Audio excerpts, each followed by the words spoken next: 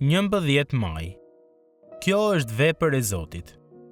Atëherë Naomi u ngrit me gjithë nuset e saj për t'u kthyer nga vendi i Moabit, sepse kishte dëgjuar të thuhej që Zoti e kishte vizituar popullin e vet dhe i kishte dhënë bukë.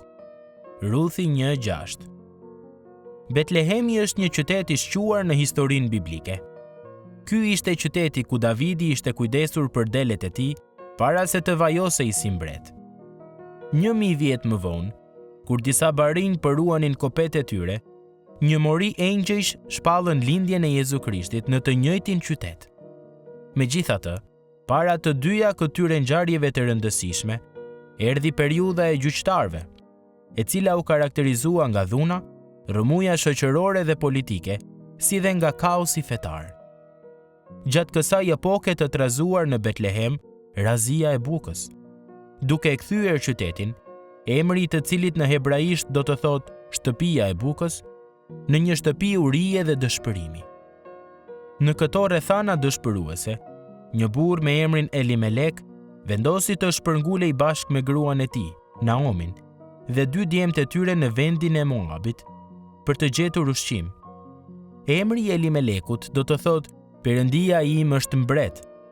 Mirë po vendimi i tij për të lënë tokën e premtuar të Perëndisë dhe për të jetuar në tokën e armiqve të Izraelit, mund të ngrejë në mendjen tonë pyetjen nëse ai po besonte vërtet në furnizimin e Perëndisë, ose nëse ishte i përkushtuar për t'u bindur sundimit të tij. Moabi doli një vend tragjedie dhe jo bollëku. Elimeleku dhe bijtë e tij vdiqën, ndërsa Naomi mbeti e vet. Megjithatë, pas disa vitesh, një rreze e vogël shprese e çau errësirën e dhimbjes së Naomit. Asaj i erdhi lajmi se në Betlehem kishte bukë. Perëndia kishte siguruar për popullin e tij në tokën e tij. Mira vjet më vonë, ne tundohemi që ta kalojmë këtë të vërtetë, që Perëndia siguron atë që i nevojitet popullit të tij. Ndoshta e dini këtë në lidhje me shpëtimin tuaj. Por sa e lehtë është të harrosh këtë në lidhje me furnizimin e tij të përditshëm. A kemi sy për të parë se çfarë po na jep dhe çfarë po bën ai për ne në jetën tonë të përditshme? Në fund të çdo dite, ai kemi zemrat të mbushura me falënderim për gjithçka që ai ka bërë?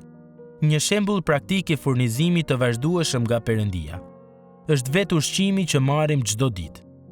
Askush nuk duhet të ecë lart e poshtë korridoreve të një dyqani ushqimor me një ndjenjë më të madhe habie dhe mirënjohjeje se sa një i krishterë.